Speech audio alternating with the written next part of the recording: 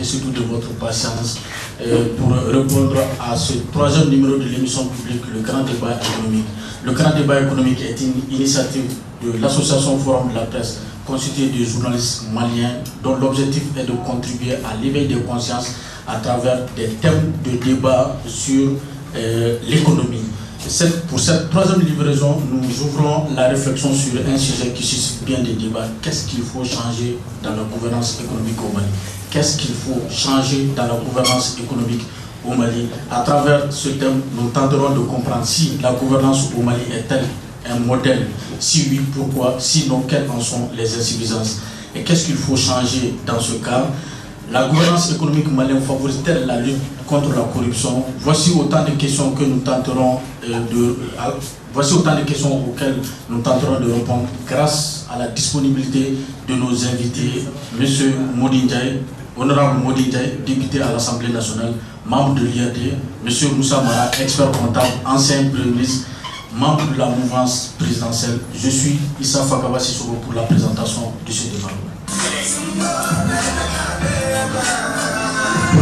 Pour une entrée en matière, une question simple adressée à M. le Premier ministre.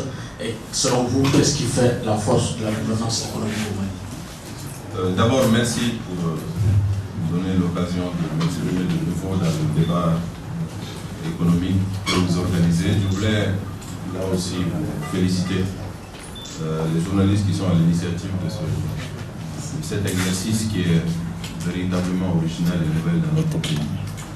Et il faut qu'on vous encourage. Je pense que la présence de l'honorable Ndiaye et de moi-même atteste un peu cela. Nous voulons vraiment faire en sorte que cet exercice puisse être renouvelé régulièrement.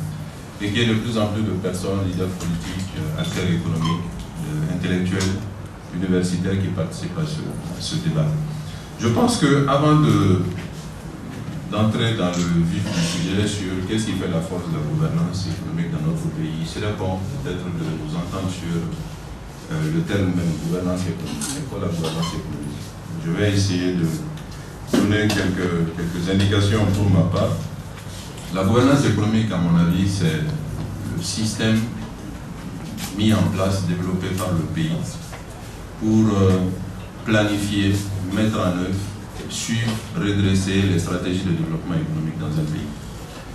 Ce système fait appel à des acteurs institutionnels, l'État, les autorités de l'État, des acteurs administratifs, des services publics, nationaux, internationaux, mais aussi des opérateurs privés, des acteurs économiques privés. Chacun a un rôle dans cette gouvernance économique. Ce n'est pas seulement le fait de l'État. Cette gouvernance économique aussi est mue par un objectif. L'objectif, c'est de créer suffisamment de richesses dans un pays et de faire en sorte que ces richesses puissent être équitablement réparties et que chacun puisse en bénéficier et donc que la collectivité puisse progresser. La gouvernance, là aussi, utilise des moyens pour arriver à ce résultat, comme tout système. C'est la législation, les règles qui sont définies à l'échelle du pays, à l'échelle d'une contrée. Ce sont ce qu'on appelle généralement les équipements, les infrastructures de base, qui sont aussi des moyens qui sont mis à disposition des opérateurs économiques pour créer de la richesse et développer le pays. C'est aussi un système judiciaire, des ressources humaines de qualité pour que ces acteurs économiques puissent remplir les responsabilités qui leur sont confiées. Donc c'est l'ensemble de ce dispositif-là qui forme un peu les différents aspects de la gouvernance économique. Pour ce qui concerne notre pays, nous avons ces acteurs, nous avons ce système, nous avons ces procédures, nous avons ces moyens. Mais quand vous regardez l'état de développement du Mali, on ne peut pas estimer que notre dispositif est efficace, que notre dispositif est efficient et que notre dispositif donc, peut être considéré comme modèle. Je pense que si le but de la gouvernance économique est de faire en sorte que le pays soit développé, qu'il crée de la richesse, qu'il puisse permettre à la plupart de ses enfants de prospérer, d'avoir des services dont ils ont besoin, d'être soignés, d'être éduqués, de pouvoir avoir des revenus suffisants, force est de constater au vu des résultats dans notre pays qu'on ne peut pas estimer que notre système de gouvernance publique est un système qui peut être un modèle pour d'autres pays éventuellement. Mais ça, je pense que tous ceux qui sont dans la salle aujourd'hui le savent. La question est, que faut-il faire? J'espère que nous entrerons dans le détail de ce qu'il faut faire. C'est le deuxième chapitre du débat. Et en attendant, nous allons nous tourner vers l'honorable Nouri Ndiaye. Est-ce que vous avez constaté aussi que le modèle de gouvernance économique au Mali comporte des insuffisances? Et quelles sont ces insuffisances-là? Je vous remercie d'abord. Je remercie tous les participants. Je vous félicite également pour cette initiative d'organiser des débats autour de ces sujets aussi importants. Je pense que ce qui est important, c'est que quand on parle de questions de ce genre, il faut être pratique et il faut se baser sur les réalisations actuelles. Et vous savez bien que le référentiel à la matière, c'est le cadre stratégique pour la croissance et la réduction de la pauvreté.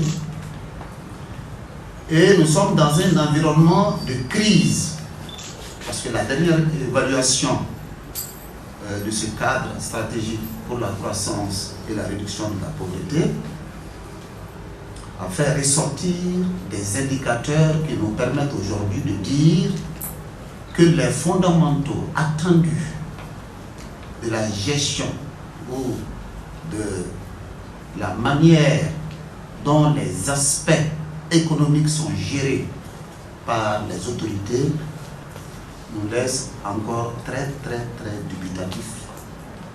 Parce qu'au niveau de la production d'abord, de 2012 à 2014, nous avons connu une croissance moyenne de 3%, contre une croissance démographique de 3,6%.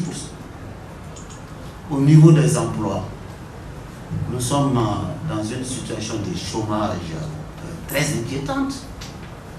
Et au sein de cet emploi également, une bonne partie de la population active, à savoir les femmes, sont très sous-employées, à peu près 20%. En tout cas, selon les statistiques qui ont été formées. Concernant le marché, concernant le pouvoir d'achat, vous convenez avec moi que les indicateurs qui avaient été donnés, pour lesquels on avait donné notre opinion là-dessus, au titre de 2015, nous avons fait comprendre au gouvernement qu'en réalité, l'inflation ira de plus belle. Et d'ailleurs, ce qui s'est passé pendant le mois de Ramadan, tout le monde se rappelle de cela, avec des prix, une flambée de prix extraordinaire. Et concernant l'aspect qui porte sur les échanges extérieurs, notamment l'échange, vous convenez que nous sommes en sous-traitance de notre politique monétaire, donc nous n'avons pas beaucoup de maîtrise sur cette question. Mais bref, quand on voit un pays qui sort de crise, sur la base d'un référentiel qui a été élaboré en 2011, ce référentiel n'a pas fait l'objet de relecture, de révision. On continue à travailler sur le même référentiel. Donc nous sommes fondés à croire, premièrement, qu'il n'y a pas une volonté politique par rapport à la gouvernance économique. Deuxièmement, il n'y a pas un leadership. Ceci est un élément important parce que tous les pays qui, dans leur phase de croissance, ont eu à faire des résultats appréciables, c'est dû principalement au leadership économique, de gouvernance économique qui existait. Maintenant, on comprend, parce que tout simplement, au moment où le peuple malien faisait le choix du régime actuel, la priorité n'était pas les questions économiques. La priorité n'était pas des projets de société. C'était un problème de sécurité qui a occupé l'essentiel des préoccupations des gens. Et c'est sur cette base qu'on a un régime aujourd'hui. Au regard de tout ce qui est en train de se faire, il n'y a pas de politique publique efficace par rapport à la gestion de la gouvernance économique. C'est pour vous dire bref, aujourd'hui, les indicateurs sont rouges par rapport à la gouvernance économique dans notre pays. Je vous remercie. Merci. Monsieur le Premier ministre, manque de volonté politique explique l'honorable Mody Ndiaye, manque de leadership, un tableau vraiment sombre de la gouvernance économique, une réaction à ça. Non, moi, je comprends parfaitement l'honorable. L'honorable est de l'opposition et il est en train d'amener le débat de l'opposant de l'Assemblée nationale ici sur le pupitre. Moi, je voudrais m'élever un tout petit peu parce que le tableau qu'il a dépeint, évidemment, on peut discuter des chiffres, on peut contester un certain nombre d'éléments. Mais si vous reculez, vous amenez le Mali 10 ans avant ou 15 ans avant, ce même tableau reste valable. Donc pour moi, la structure est toujours plus importante que la conjoncture. Je vais d'abord dire qu'on a des insuffisances majeures dans notre système de gouvernance économique. Insuffisances qui sont plus structurelles que conjoncturelles. Le premier élément, je le rejoins, il a raison, mais cela est valable, je pense, depuis 50 ans au Mali, c'est que l'économie n'a jamais été un sujet politique majeur dans notre pays. Si vous regardez la présidentielle de 2002 ou la présidentielle de 2007, ou même la présidentielle de 97, essayez de regarder si le choix a été fait sur les candidats sur la base de leur programme économique. Non, l'économie n'a jamais été un sujet de préoccupation majeure dans notre pays. Donc les politiques économiques présentées par les candidats aux élections majeures, l'élection présidentielle étant la plus importante, ces politiques économiques ne font pas l'objet de monitoring, de suivi par la société civile, par la population, ne serait-ce que pour s'assurer que ce qui est promis est respecté ou suivi. Il n'y a pas suffisamment de débat sur l'économie dans notre pays. Donc, même la société civile, la presse, on ne s'y intéresse pas beaucoup. Ça, c'est une insuffisance structurelle. Ce n'est pas lié à un régime. Il conviendrait de corriger celle-ci. Je pense que ça, c'est un élément majeur. Le second élément, je le rejoins aussi, c'est un problème de cap, de planification du développement économique. Lui, il fait référence au cadre stratégique de réduction de la pauvreté, de croissance et de réduction de la pauvreté comme étant un cadre majeur d'orientation de nos politiques publiques. Mais le cadre stratégique actuel est dépassé. Son horizon est dépassé. Il n'a pas fait l'objet d'évaluation pour des raisons liées à la conjoncture, à la crise. Il est dépassé. Il ne peut pas aujourd'hui servir de cap pour les politiques économiques de notre pays. Et de toute façon, ce cadre stratégique de croissance reste inconnu pour 99% des Maliens. Le véritable cap qu'on doit être capable de fixer en politique, c'est un cap qui va être partagé avec les 17 millions, les 18 millions de Maliens, qui va permettre de déterminer quelles sont les responsabilités des uns et des autres, politiques, économiques, stratégiques, institutionnelles, et mettre en place un dispositif de suivi et évaluation qui fait un point. C'est ça dont on manque dans notre pays. Nous n'avons pas l'architecture nécessaire pour pouvoir d'abord fixer le cap, nous projeter, mettre en place un dispositif de suivi, mais un dispositif qui ne va pas être obscur dans des salons feutrés du ministère des Finances, mais qui va être partagé par les Maliens régulièrement et avec des outils d'évaluation qui existent. Aujourd'hui, nos outils d'évaluation sont les outils des autres. Nous apprenons le taux de croissance au Mali, c'est quand le FMI vient une fois par trimestre et dit votre taux de croissance a été un tel. Ce n'est pas normal. Nous devons avoir un système de statistiques qui soit capable par nous-mêmes de donner nos taux de croissance global, nos taux de croissance sectoriels, nos taux de croissance dans tel domaine, et nous-mêmes nous donner des éclairages. Mais tant que nous confions à autrui des éléments majeurs de notre gouvernance, nous nous privons de cela. Tout ce que je suis en train de dire n'est pas lié à un régime, c'est structurel dans notre pays. C'est structurel et il est bon que nous puissions nous poser ces questions. Je le rejoins sur un autre élément, ça c'est la question monétaire. La question monétaire et la question du crédit. Nous nous sommes volontairement délestés de cet instrument important.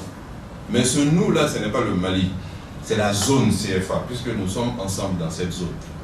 Aujourd'hui, la question de la monnaie est devenue une question quasiment taboue. Il faut qu'on en parle.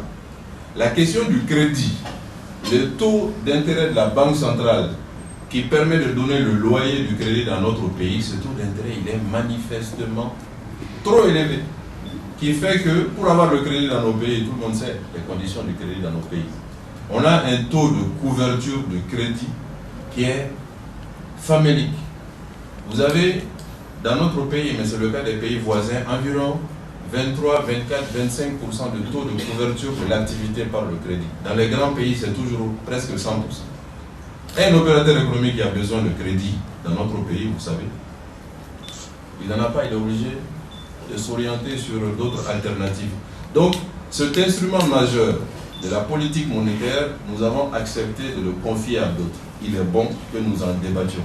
Et là aussi, ce n'est pas lié à un régime, c'est structurel. Il faut que nous arrivions à dépasser la conjoncture, mais je comprends parfaitement l'honorable, et que nous puissions voir les structures. Et quelles sont les mesures à employer pour que nous puissions changer la structure de notre gouvernance économique pour nous permettre d'aller de l'avant. Monsieur le Président, je reste avec vous. Sur beaucoup de points, vous rejoignez l'honorable Mody Ndiaye et vous avez eu la chance d'être aux affaires. Dites-nous quelle est la marque que vous avez imprimée pour changer ce problème que vous qualifiez de structurel. Quelle est la marque que vous avez imprimée? Vous avez 3 minutes. Ce n'est pas le seul problème, mais il y en a des tonnes et des tonnes. Et je peux vous dire que sur presque tous les sujets de préoccupation majeure structurelle, vous avez des initiatives de l'État avant même que je n'arrive. Des initiatives que nous avons continuées, mais l'État est tellement lent, l'administration est tellement lourde, que les initiatives que vous engagez en janvier 2015, si vous avez de la chance, vous les voyez réalisées en août 2016. Les difficultés majeures de notre pays par rapport à la question de la gouvernance économique renvoient aussi à la question de la lourdeur de nos procédures, de manière générale. Les procédures de marché public, les procédures d'intervention de l'État sous toutes les formes. Ces procédures, on a lancé la simplification il y a au moins 6-7 ans.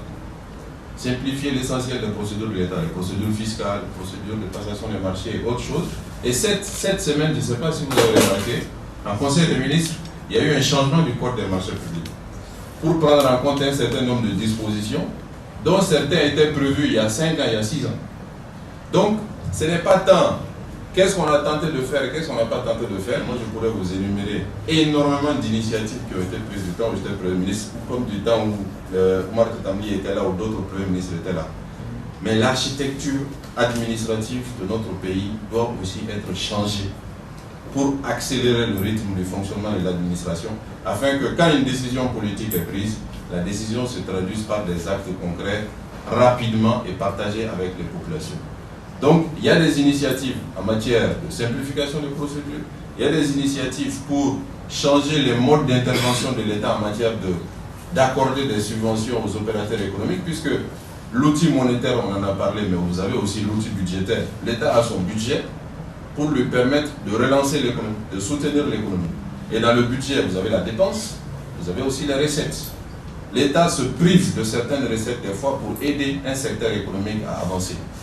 Là, il y a des insuffisances importantes dans le système d'exonération donné par l'État. Il y a eu des changements qui ont été initiés du temps où j'étais Premier ministre, qui sont continués aujourd'hui. Et j'espère que assez rapidement, on verra les résultats de ça. Donc, dans tous les domaines, il y a des initiatives qui sont prises et il y a des résultats qui sont constatés. Mais ce dont j'ai parlé sur l'initiative monétaire, ça, ce n'est pas un Premier ministre qui doit prendre ces initiatives, c'est au niveau des chefs d'État. Puisque cette initiative, c'est à l'échelle de l'Union. Ce n'est même pas à l'échelle d'un pays, c'est à l'échelle de l'Union. Je pense que ce débat, les pays membres de la zone franc ne pourront pas échapper longtemps à ça. C'est absolument indispensable. Ok. Honorable, je me retourne vers vous. Est-ce que vous avez constaté cette marque? Est-ce que vous avez constaté cette volonté de changement de la gouvernance économique au moment où M. Mara est aux affaires? Bon, je crois que ce qui est important de signaler d'abord, c'est que je ne suis pas dans un débat parlementaire. Je réserve ça à l'Assemblée nationale. J'ai quand même l'avantage d'avoir 30 ans d'expérience en matière de gouvernance économique, parce que je suis un cadre recruté en 1984 en tant qu'inspecteur de finances. Et j'ai occupé beaucoup de fonctions qui m'ont amené d'abord à faire de la consultation pour les entreprises, à être directeur de société, à être président directeur général, et avant d'être député, à m'occuper de politiques publiques dans le domaine de la gestion du secteur réel. Et depuis que je suis à l'Assemblée à 8 ans, je suis dans la commission finance et économie. Donc je n'ai jamais rompu avec cette question.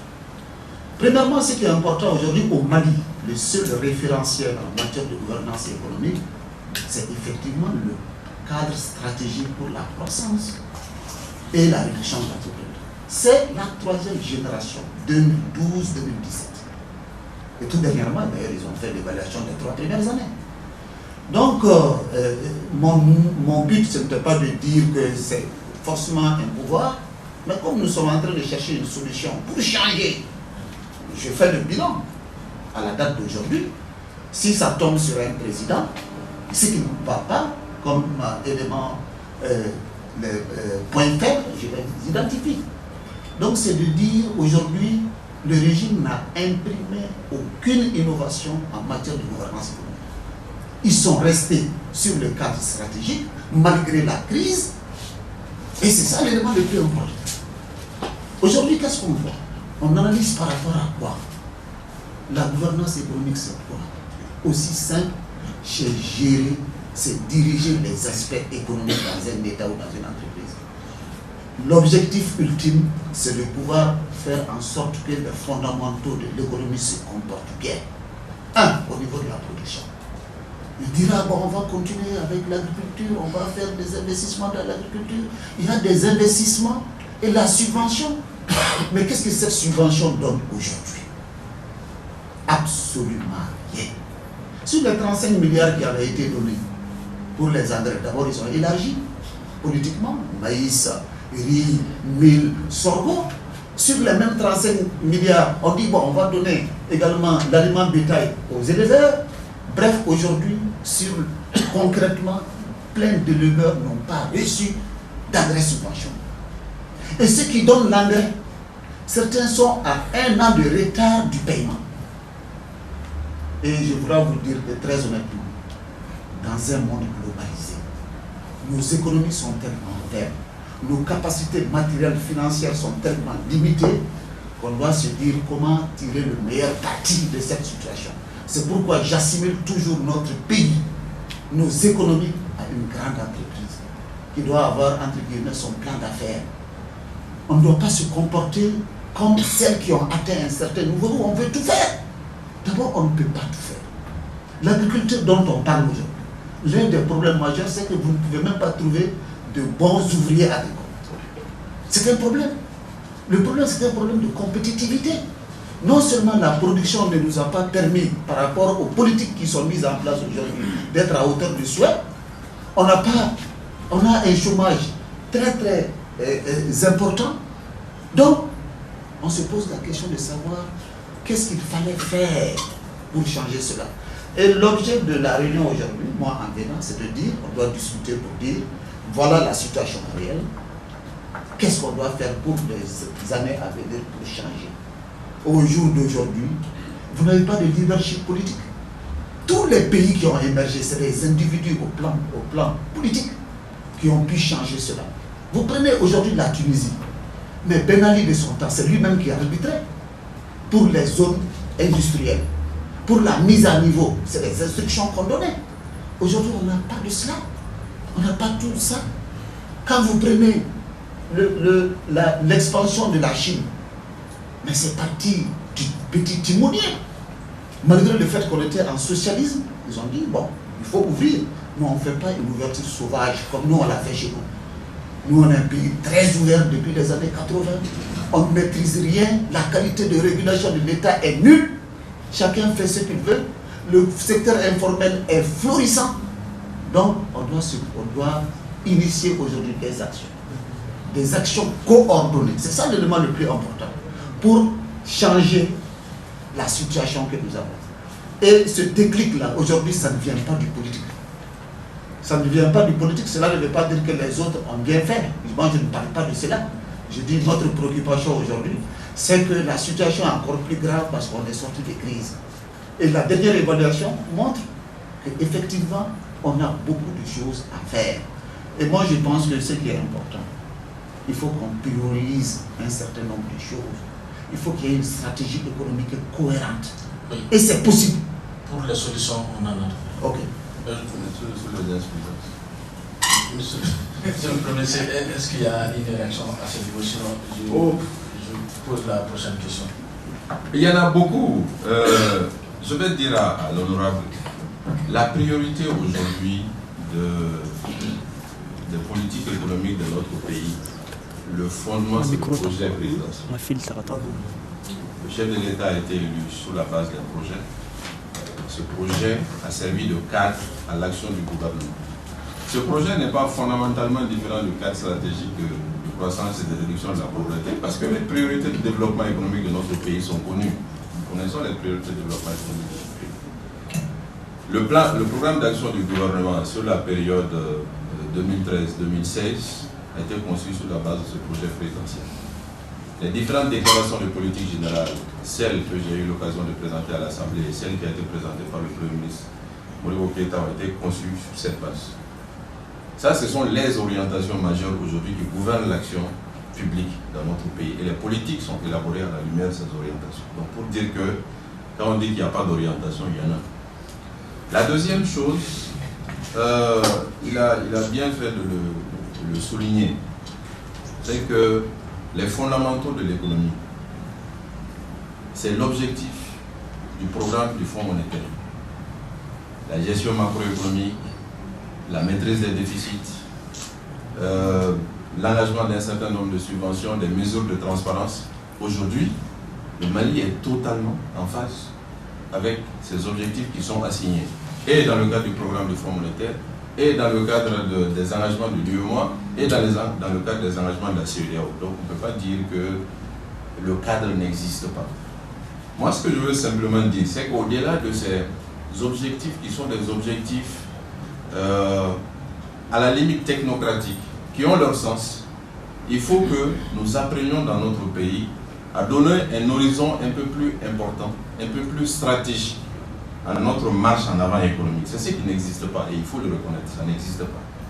Il faut que cet horizon, on arrive à le mettre en place, que cet horizon puisse être supervisé par le leadership politique au plus haut niveau, donc au niveau chef de l'État, au niveau gouvernemental, et qu'il puisse être servi par des outils d'évaluation, de suivi, permettant de suivre l'engagement des uns et des autres au plus près. Les opérateurs économiques privés, les opérateurs économiques publics, les services publics, les autres agents, y compris ceux qui sont sur le terrain, afin de savoir qui fait son travail, qui ne le fait pas et qu'on puisse corriger.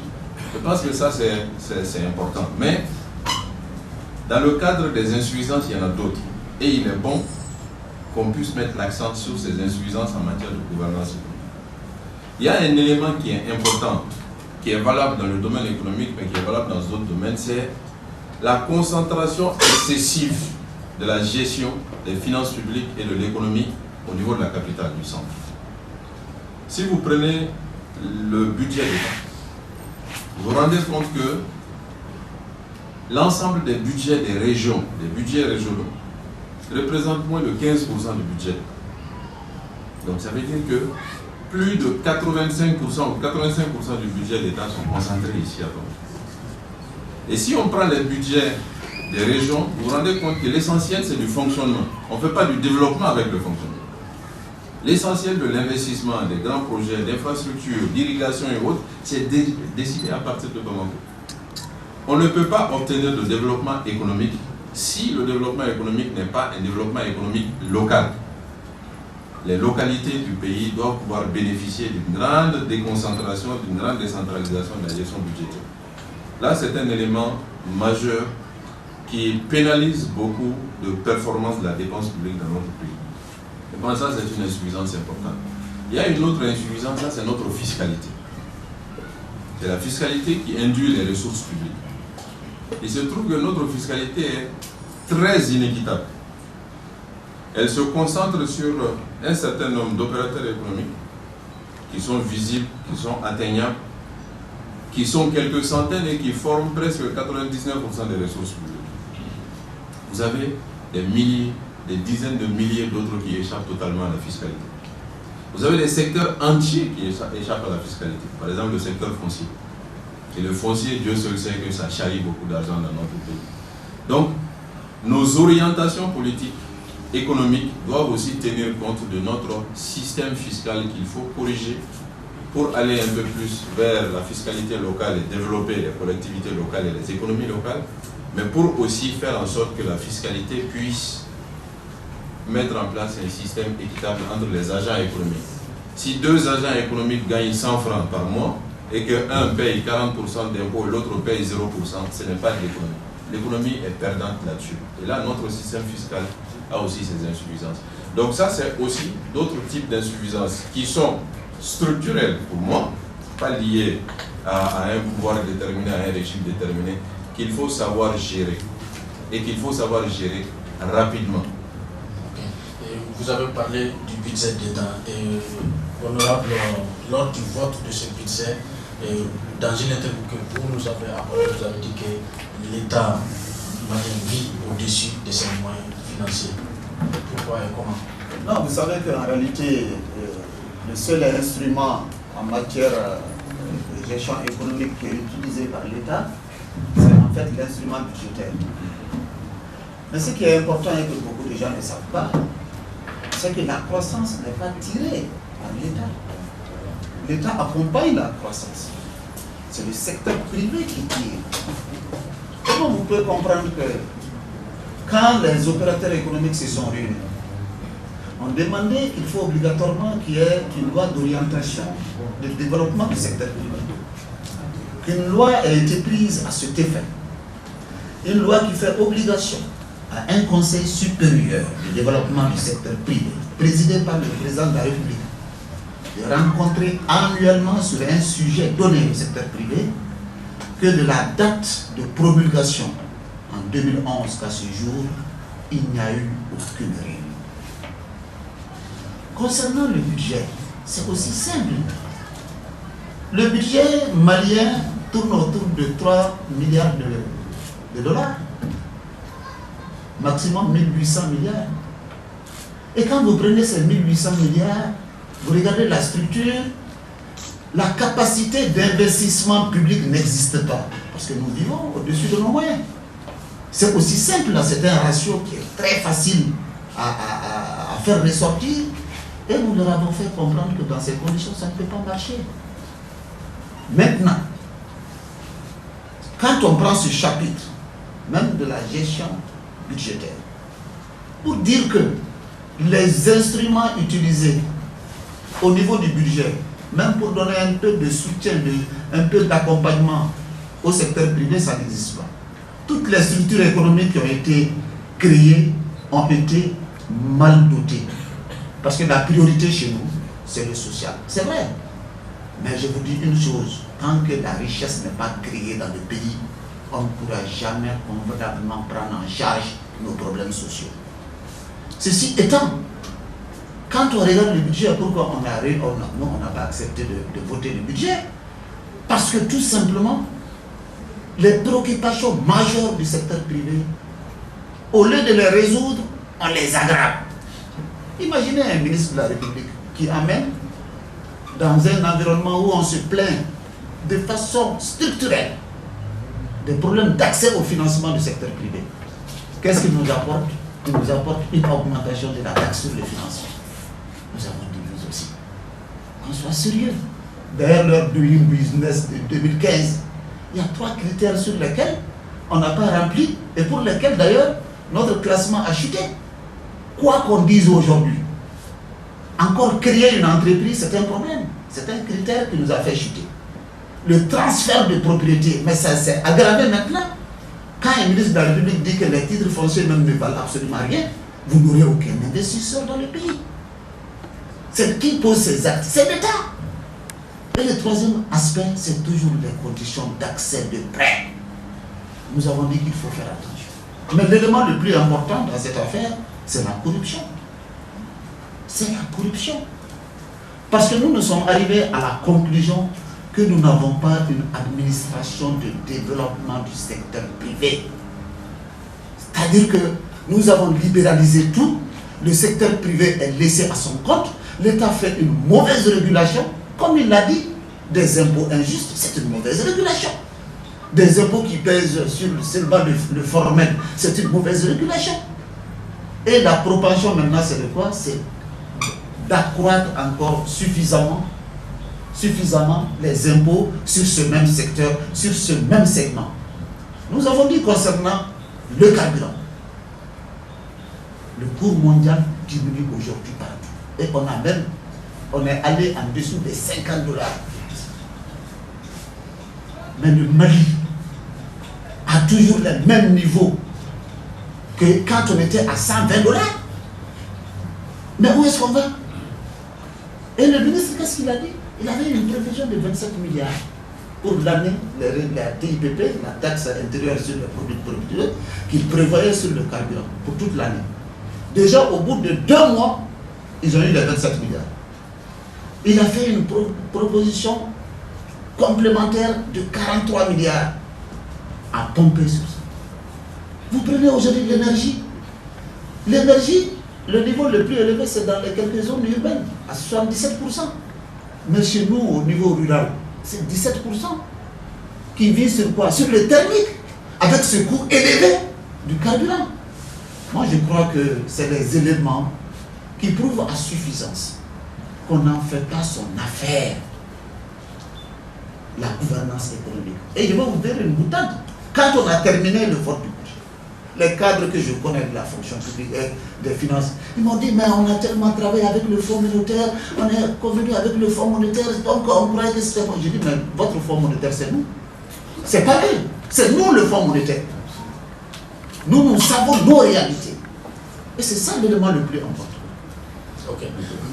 Merci, honorable. Là, je vais réagir. Vous avez la parole. Là, on entre dans la majorité et l'opposition. La première chose, moi, personnellement, j'ai toujours pensé que les histoires de loi d'orientation ne permettront pas de régler les problèmes des secteurs. On ne règle pas de problème par les lois. On a une loi d'orientation du secteur privé, aujourd'hui, qui est appliquée à moins de 10%. On a une loi d'orientation de l'agriculture, aujourd'hui qui est appliquée, je ne sais pas, au maximum à 20 ou 25%. Parce qu'on a toujours tendance à penser qu'en écrivant simplement que nous allons investir 500 milliards et que ces 500 milliards vont nous arriver. Non, il faut tenir compte des réalités. Donc, la succession des lois d'orientation qui aujourd'hui ont des difficultés d'application, c'est partie de ce principe. Et ces lois d'orientation, en tout cas la loi d'orientation agricole, ne date pas du pouvoir actuel. La deuxième chose, c'est que le budget 2015 prévoit 200 milliards d'investissements publics sur financement propre. Financement propre. Ce n'est pas financement extérieur, financement propre. Donc on ne peut pas dire, l'honorable ne doit pas dire, il ne peut pas dire qu'il n'y a pas de financement propre ou il n'y a pas d'investissement public dans le budget. Il y a 900 milliards d'investissements dans le budget, dont 200 milliards prévus pour être financés par l'État. Ensuite, il dit qu'il n'y a pas de mesure de soutien du secteur privé. Dans le budget 2015, il y a 55 milliards d'exonérations diverses pour le secteur privé. L'exonération, c'est aussi du soutien. Ce que vous devez payer comme impôt, on permet que vous ne le payez pas. C'est un soutien. C'est une mesure d'accompagnement du secteur privé. Donc, il y a des efforts qui sont faits. Il y a des efforts qui sont faits pour aider le secteur privé. Mais je suis absolument d'accord avec lui que nous n'avons pas une administration de soutien du secteur privé. C'est une réalité. Mais cette administration, c'est l'histoire de notre pays. Elle est animée par des responsables qui ont été formés dans d'autres cadres, à d'autres époques, qui ont des réflexes qui ne sont pas des réflexes de personnes formées aujourd'hui en Europe ou aux États-Unis. Aujourd'hui, si vous regardez, beaucoup de cadres de l'administration sont d'extraction d'anciens pays de l'Est, avec une mentalité et des états d'esprit qui ne sont pas forcément des états d'esprit de tout secteur privé. C'est une réalité.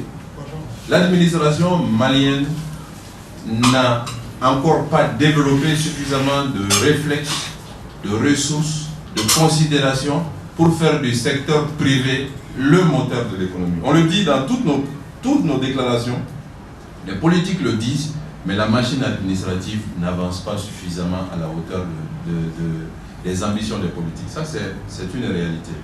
Maintenant, la dernière chose que je voulais dire par rapport au carburant. L'honorable est bien dans son rôle, il est de l'opposition. Quand il était secrétaire général du ministère de l'Industrie, après il a été député de la majorité, cette taxe, la TIPP, a bien aidé le Mali en ce moment.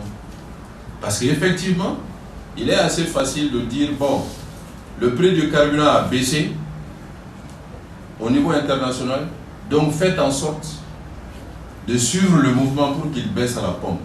Sauf que le système de gestion du prix du carburant de notre pays est l'un des meilleurs, voire le meilleur en Afrique de l'Ouest. Quand les prix sont élevés, c'est ce dispositif qui permet de les amortir. Il fut un moment en période de hausse des prix du baril de pétrole. Le prix du carburant à la pompe au Sénégal était plus élevé que le prix du carburant à Bamako.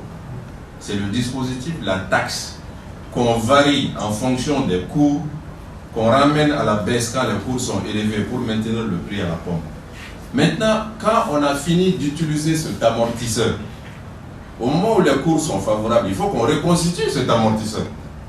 Donc il faut qu'on maintienne la fiscalité à un niveau qui va permettre à l'État d'engranger des revenus qui lui permettront le moment opportun de faire face à une éventuelle augmentation des coûts. C'est un système de taxes variables qui ne peut pas suivre automatiquement le prix des cours. C'est ce qui fait que quand les cours baissent, l'État préfère plutôt maintenir le prix à la pompe ou le baisser légèrement, le temps de constituer suffisamment de ressources pour faire face au moment où c'est difficile et où tout le monde a les frayeurs par rapport à l'augmentation. Il y a des pays qui n'ont pas ce système. Le prix international augmente, le prix à la pompe augmente. Le prix international baisse, le prix à la pompe baisse. Mais si vous suivez ces pays, vous vous rendrez compte que ce sont aussi les pays où il y a eu des émeutes à la suite des augmentations des cours du baril. Il y a aussi la prise en compte des sensibilités sociales quand on pilote l'économie. On fait en sorte d'avoir une fiscalité qui est adaptée et qui permet au pays de tenir le choc quand c'est élevé et quand c'est bas, qui se reconstitue en attendant que ça revienne encore à des niveaux élevés. Donc ça, c'est un certain nombre d'éléments, je voulais le dire, pour relativiser les éléments qui ont été indiqués, mais on peut continuer le cours de débat sur le pilotage économique.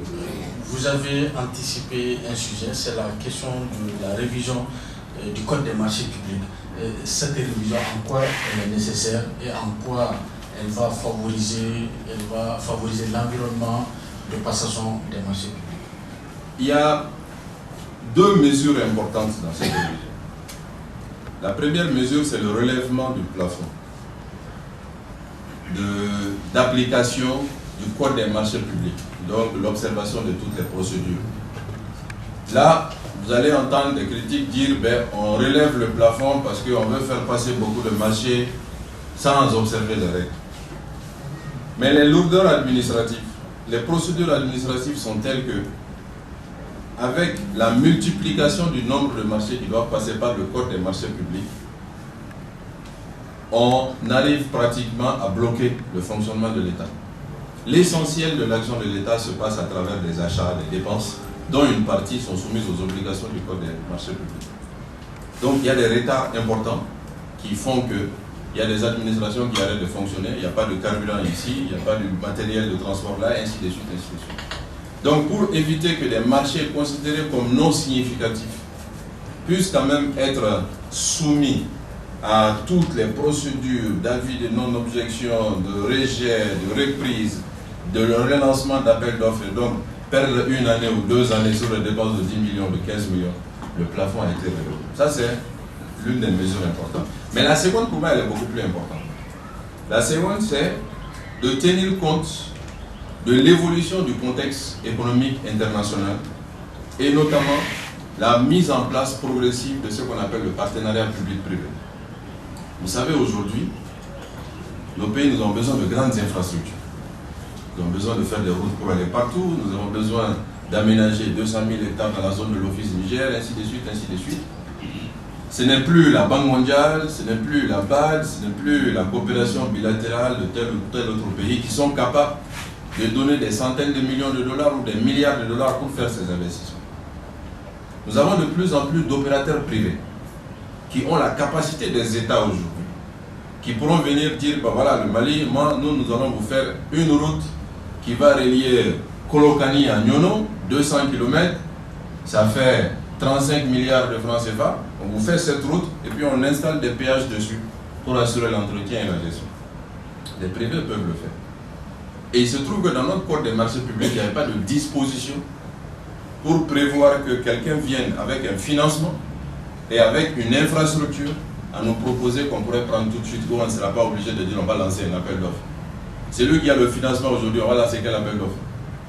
Et il se trouve que dans nos textes, avant cette modification, il n'y avait pas de possibilité, même si quelqu'un vient et dit je vais vous faire une route, par exemple de Gao à Kidal, ça fait 45 milliards, j'ai les 45 milliards, je vais réaliser cette route. L'État était obligé de lancer un appel d'offres pour recruter le prestataire. Donc on a prévu les offres spontanées accompagnées de financement. Ça c'est une disposition que les Sénégalais ont prévue en 2002. Si vous regardez les niveaux d'infrastructure, d'investissement qui sont faits au Sénégal ces 10-12 dernières années, l'essentiel a été fait par des privés. Donc ouvrir la perspective que l'État puisse aussi financer ces infrastructures avec le secteur privé et avoir le cadre législatif approprié pour ça. Ce sont les deux réformes les plus importantes et figurent dans le changement du code des marchés publics qui ont été validées cette semaine en conseil des ministres. Et une réaction de l'honorable Mody Ndiaye, vous avez été DAF. Est-ce que ces changements attendus dans le nouveau code, est-ce que c'est un changement qui va harmoniser le code des marchés publics avec les autres pays de la zone UEMOA? Bon, je crois que je vais préciser d'abord un certain nombre de choses avant de répondre à votre question. Quand on a parlé de loi d'orientation du secteur privé, ce n'est pas une loi d'orientation comme on a eu à faire pour les militaires, on a parlé de montant, on n'a pas de montant là-dedans. Ça permet de fixer les obligations des acteurs et que l'État lui-même se reconnaisse comme un acteur en matière de gestion économique, au même titre que le secteur privé. C'est ce qui est là-dedans. Et d'ailleurs, c'est à l'initiative du secteur privé, c'est sorti de la concertation du secteur privé sur les questions qui les préoccupent. Et quand vous allez visiter cette loi, vous verrez que sa mise en œuvre allait résoudre beaucoup de problèmes. Et ça allait même aider l'État à avoir une culture de développement du secteur privé. C'est vrai, j'ai été directeur administratif et financier, mais il y a de cela 18 ans. Je dois dire que très honnêtement, même bien avant cela, ce qu'on avait introduit par rapport aux infrastructures, c'est le fait de faire en sorte que pour faire une route, par exemple, parce que moi j'étais au niveau de l'industrie, des mines, de l'hydraulique, donc on avait beaucoup de projets hydrauliques. On faisait obligation aux soumissionnaires d'avoir une joint venture avec une entreprise locale. Mais une joint venture sincère, pas sur papier, pour donner des petits trucs et passer. Donc cette possibilité était donnée. Et d'ailleurs, au moment où on révisait l'architecture même des marchés publics, de l'institution marché public, on a introduit la notion de délégation des services publics. C'est pour cela qu'on dit direction des marchés publics et des délégations des services publics. Parce qu'on a dans le pays des missions de services publics qu'on peut donc concéder, n'est-ce pas, à des privés, dans le cadre d'un partenariat public-privé. Mais ce qui est important aujourd'hui, au-delà de tout ça, c'est le comportement des gens. C'est le comportement des gens. Vous avez beau faire un code, les gens en feront ce qu'ils veulent. On voit des marchés de gré à gré. Nous voyons des marchés qui sont traités en disant que c'était ouvert, ce n'est pas ouvert. Donc il y a énormément de problèmes à ce niveau. Donc la question de moralité, c'est des notions qui touchent la pratique quotidienne des agents publics. Et sur soi, on doit se battre pour éviter dans notre pays l'impunité. Et quand je parle ici, je l'ai dit depuis le début de l'émission, très honnêtement, je ne parle pas en tant qu'opposant. Non, non, non. C'est la petite expérience que j'ai développée dans ce secteur. C'est que je suis un des rares quand même qui n'a pas sauté un segment, une fonction et de façon progressive. Donc, c'est un élément important. Quand tu fais 30 ans dans un métier, je crois que tu as dû développer beaucoup d'expérience, tu as vu beaucoup de choses passer. Mais l'objectif que nous visons aujourd'hui, c'est de faire en sorte que ce pays-là avance. Que ce pays-là sorte. Parce que l'environnement a changé. L'environnement qu'on connaissait il y a 20 ans, ce n'est pas le même environnement. Hein. Vous prenez le marché de Bamako. C'est de nom géographiquement le marché de Bamako. Si on voit les produits qui sont là-dedans, alors, combien de produits maliens sont sur le marché? Mais c'est une préoccupation. On a l'impression qu'on est sur un marché asiatique. L'ouverture, la libéralisation sauvage doit nous amener à prendre à bras le corps cette question de gouvernance économique. Pour que, in fine, les questions du bien-être puissent trouver solution. Sinon, le saupoudrage qu'on est en train de faire, on est en train de s'occuper de tout, sinon de rien, ça ne nous permettra jamais de voir le bout du tunnel. Et c'est de cela que je parle. Comment vous pouvez voir un pays qui sort de crise, on travaille comme s'il n'y avait même pas eu de crise. Mais on va où? On va où? Donc, je dis encore une fois de plus, par rapport à l'administration, il faut une véritable culture de développement du secteur privé. C'est comportemental, même c'est une mini-révolution. Pour que les gens changent. Sinon, on l'apprend que l'agent public aujourd'hui, il va faire un travail privé tous les jours au bureau. Là, il faut qu'il y ait vraiment une rupture par rapport à ça. Et ce sont les politiques publiques qui permettront d'arriver à cela. Honorable, merci. Si M. Mara n'a pas une réaction. C'est l'opposant qui parle en partie. D'accord. Nous observons une courte pause avant d'entamer la deuxième étape de ce débat. Économiste, député de l'opposition, membre de l'IND, M. Moussa Mara, expert comptable, ancien Premier ministre, membre de la mouvance présidentielle, et juste des excuses très sincères à nos invités pour le caractère exigu de cette salle. Nous passons à la deuxième étape de ce débat. Monsieur le Premier ministre, la question fondamentale de notre débat, c'est qu'est-ce qu'il faut changer. Si vous arrivez aujourd'hui au pouvoir, où vous avez la possibilité de changer, qu'est-ce que vous allez changer dans notre système de gouvernance économique? Pour moi, il y a un élément important, qui est un élément fondamental, c'est de remettre un peu l'économie au cœur de nos préoccupations publiques. Et des initiatives de ce type, multiplier les débats, les échanges, les discussions autour de l'économie, sont des initiatives qui participent de ce principe.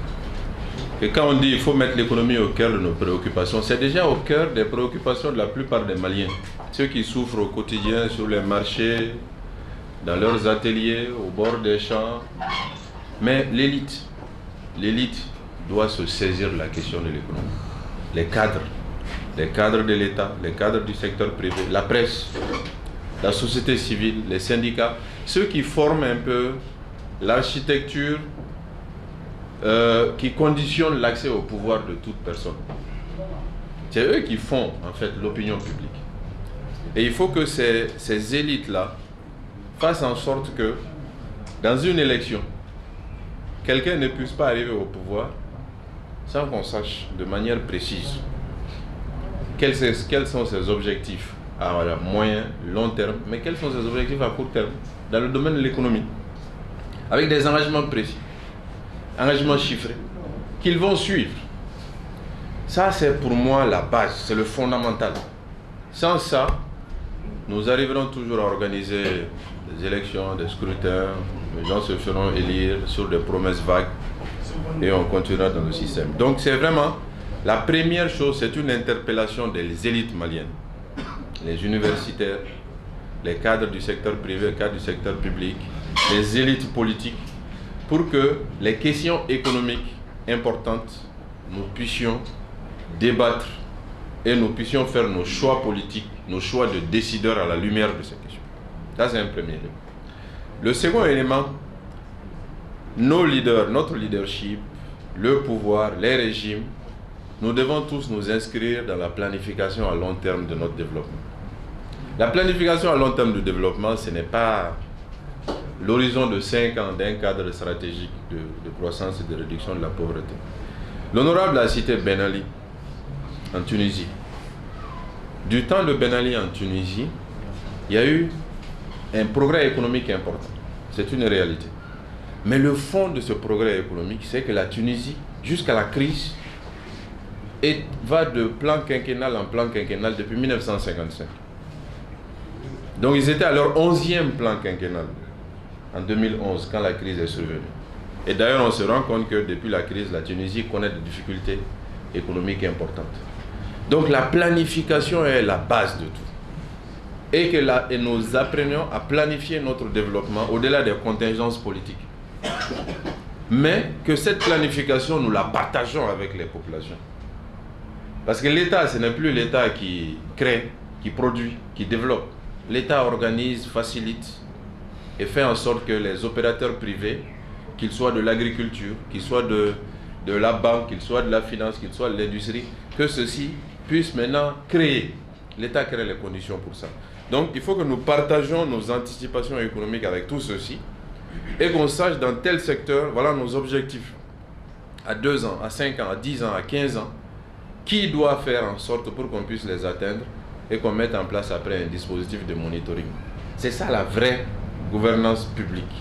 Ce n'est pas des décisions qui sont prises sous la pression de dégager 10 milliards ici, de dégager 20 milliards là. Ce sont des décisions qui sont prises en fonction des grandes anticipations que nous faisons de notre pays, sur 20 ans, sur 30 ans, sur 40 ans, et de leur incidence en termes de moyen terme et des efforts que les uns et les autres doivent faire. Donc pour moi, c'est vraiment des éléments là, on entrera dans d'autres détails, mais ces éléments là, comme armature, sont absolument indispensables si on veut avoir un pays sur les rails économiques dignes de ce nom. Est-ce que dans vos réformes de la gouvernance économique, il est prévu de réduire ce que certains appellent le train de vie, le train de vie de l'État? Ça c'est du... excusez-moi, mais ça c'est des petites mesurettes. Moi je suis en train de parler de planification et de développement du pays sur 50 ans. Sur lesquels le peuple est très regardant. Oui, mais pas... Souvent il ne comprend pas que... Non, ça fonctionne... C'est un peu comme un chiffon rouge. Parce que c'est facile à comprendre ça. Là on dit tout de suite, ben voilà, c'est... un tel roule dans un 4x4 de 40 millions, il faut qu'il roule dans un 4x4 de 10 millions. Oui, ça va intéresser le peuple. Mais qu'est-ce que nous voulons faire de la maîtrise de l'eau dans notre pays sur 50 ans, qui va faire en sorte que les Maliens vont manger à leur faim, qu'ils soient de Kidal ou qu'ils soient de Sikasso, et que le prix du riz, le prix du kilo de riz ne soit pas de 400 francs mais de 100 francs. Je pense que ça c'est beaucoup plus important pour les Maliens. Donc il faut être capable de se projeter. Et maintenant, dans notre marche vers le progrès, il y a des mesures qu'on prend tous les jours. La réduction du train de vie de l'État participe de ces mesures. On a parlé de l'outil budgétaire. Il faut faire en sorte que dans le budget, on ait des ressources suffisantes, donc on ait une fiscalité digne de ce nom, et qu'on ait des dépenses efficaces. Et les dépenses efficaces, c'est là où le coût entre en jeu, c'est là où la pertinence de la dépense entre en jeu, c'est là où l'efficacité de la dépense entre en jeu. Ce n'est pas forcément le coût seulement qu'il faut regarder, il faut regarder tous ces éléments. Une dépense est engagée pour un objectif, un résultat. Si ce résultat est atteint, son impact est beaucoup plus élevé que le coût de la dépense. Donc tout ça participe du même principe, mais il faut qu'on puisse fixer d'abord le cap, voir le général, le global, et dérouler pour arriver au concret, au précis de ce qui peut être fait en 1 mois, en 2 mois ou en 3 mois. Mais dans notre pays, on fait une fixation sur ce qui se fait immédiatement, on en oublie qu'il faut jeter les ponts sur l'avenir. Moi, je pense qu'en termes de gouvernance publique, même de manière générale, pas seulement économique, il faut qu'on apprenne à jeter des ponts sur l'avenir et après qu'on déroule. Et dans le déroulement, ce que chacun doit faire, l'État, le secteur privé, la société civile, au sein de l'État, les différents ministères, les administrations, on les met en œuvre et après on monitore l'ensemble du dispositif. C'est pourquoi je commence d'abord par le long terme, avant d'arriver à des mesures un peu plus concrètes et un peu plus de court terme. Est-ce qu'aujourd'hui, une question simple. L'État malien vit au-dessus de ses moyens financiers. C'est quoi au-dessus de ses moyens financiers? Aujourd'hui, nous avons un budget qui est grosso modo de 1700 milliards. Le budget est financé à peu près à 65% par nos ressources propres et à 35% par les ressources extérieures. Donc si vous prenez intrinsèquement, nous dépensons des choses qui ne nous appartiennent pas.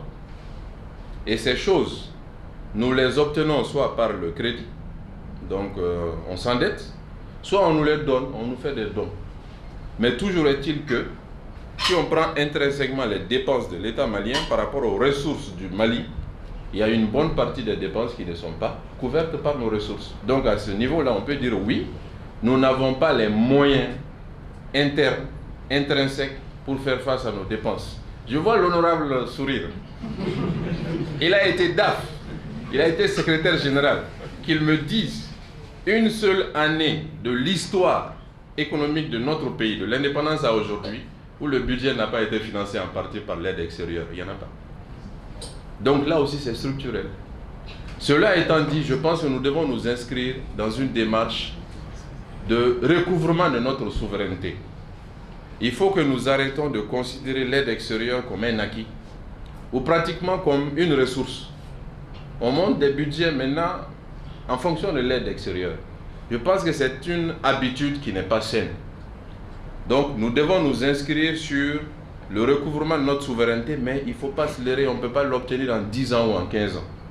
On peut se dire, bon, sur une génération, 25 ans, nous voulons arriver à un budget qui va être financé par l'aide extérieure à hauteur de 10% ou de 15% plutôt que 35% aujourd'hui. Ça, je suis tout à fait d'accord avec ça, mais le Mali, première république, deuxième république, troisième république, pareil.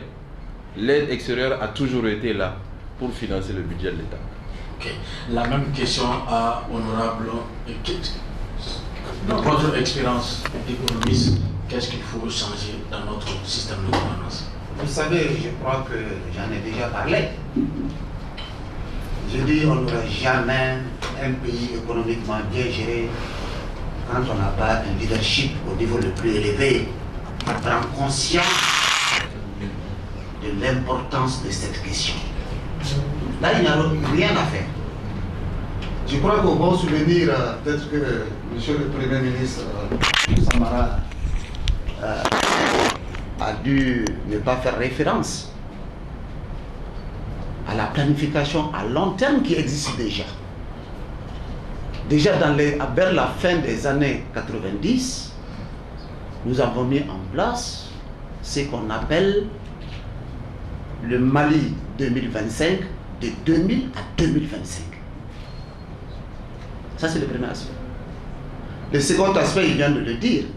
Tantôt, il disait que il faisait des investissements sur les ressources internes, mais il vient d'avouer qu'effectivement, les ressources ne permettent pas de prendre en charge les dépenses. C'est là où on dit on vit au-dessus de nos moyens. Et puis, c'est pas grave d'avoir de l'argent de l'extérieur. C'est pas grave.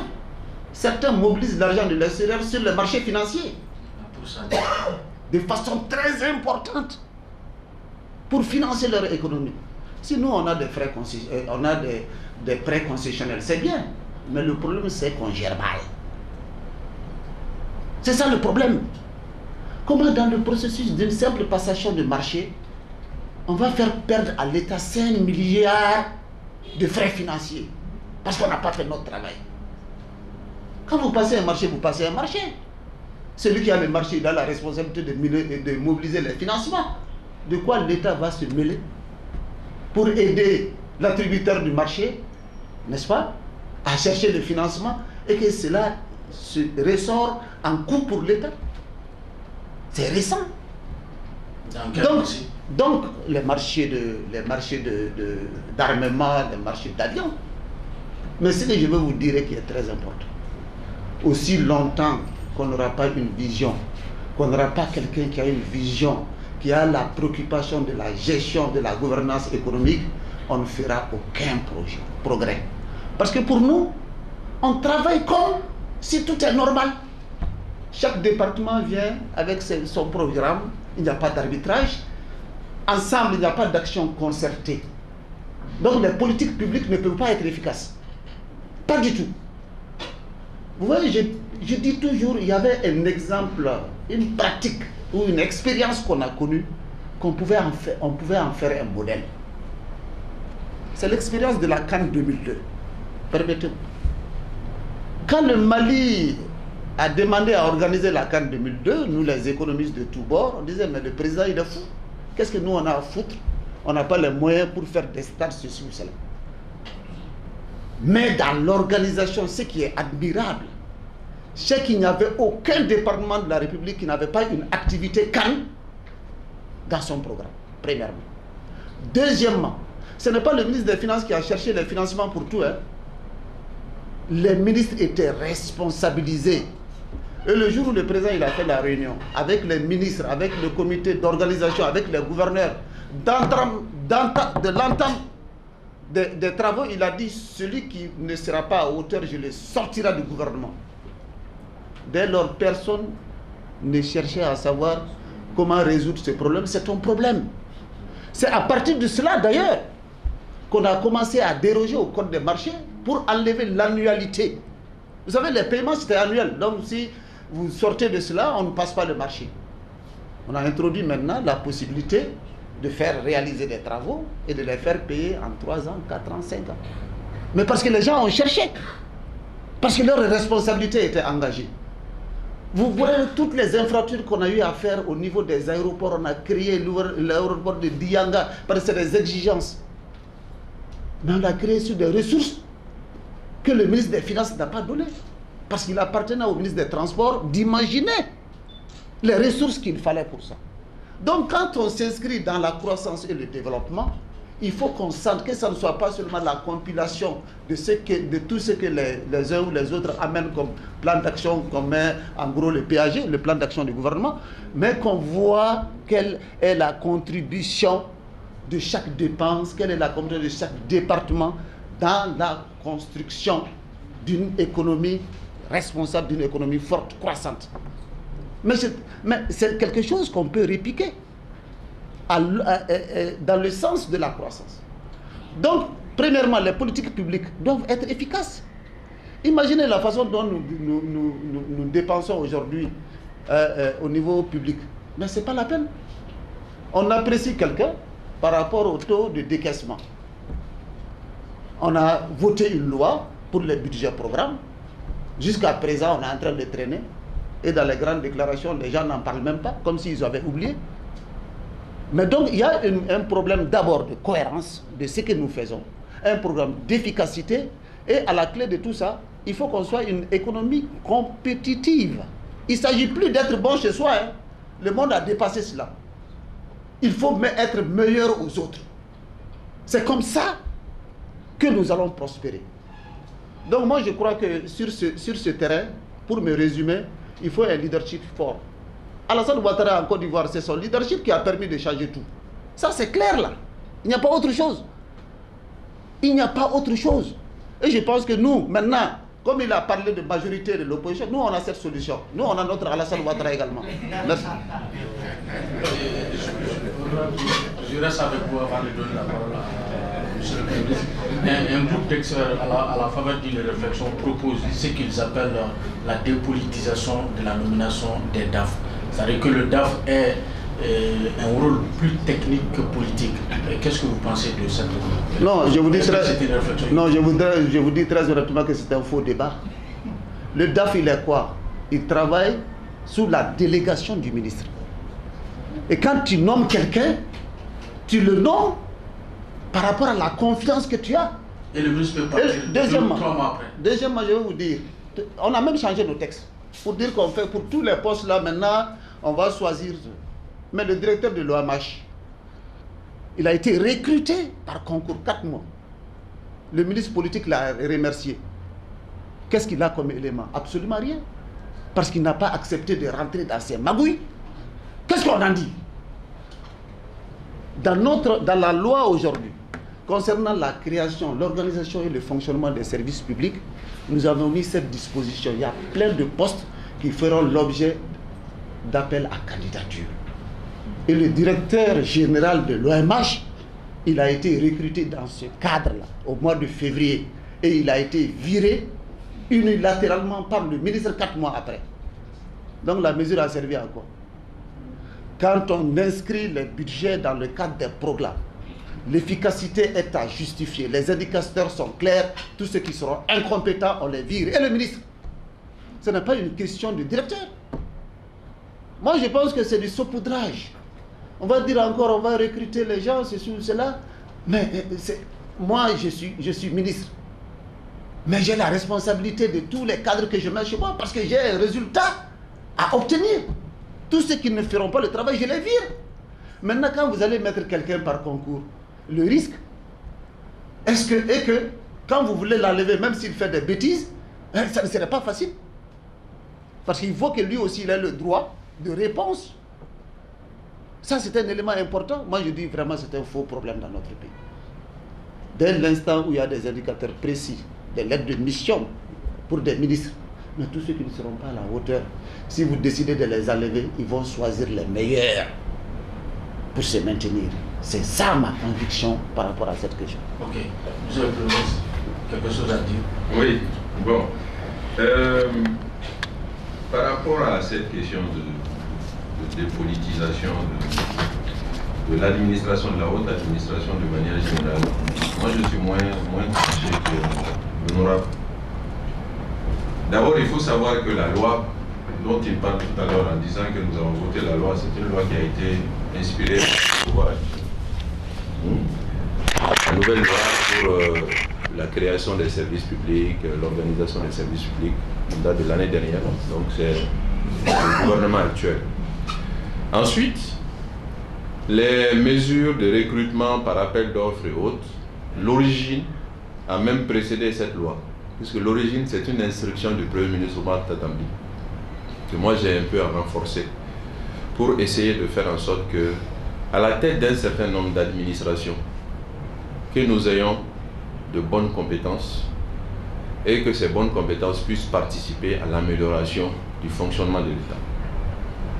Maintenant, à l'inverse, comme il le dit tout à l'heure, les ministres, s'ils doivent travailler dans un cadre où il y a un certain nombre de cadres qui ont été recrutés sans leur implication, est-ce que ces cadres vont obéir au ministre?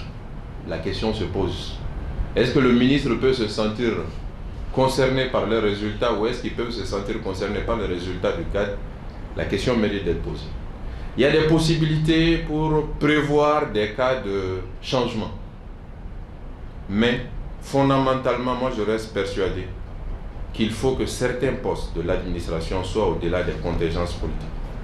Ça existe d'ailleurs sous une forme ou une autre dans beaucoup de pays africains, dans beaucoup de pays occidentaux. Par contre, notre législation actuelle a une insuffisance. C'est que dès qu'on désigne quelqu'un à la suite d'un processus de sélection, il faut protéger un minimum cette personne.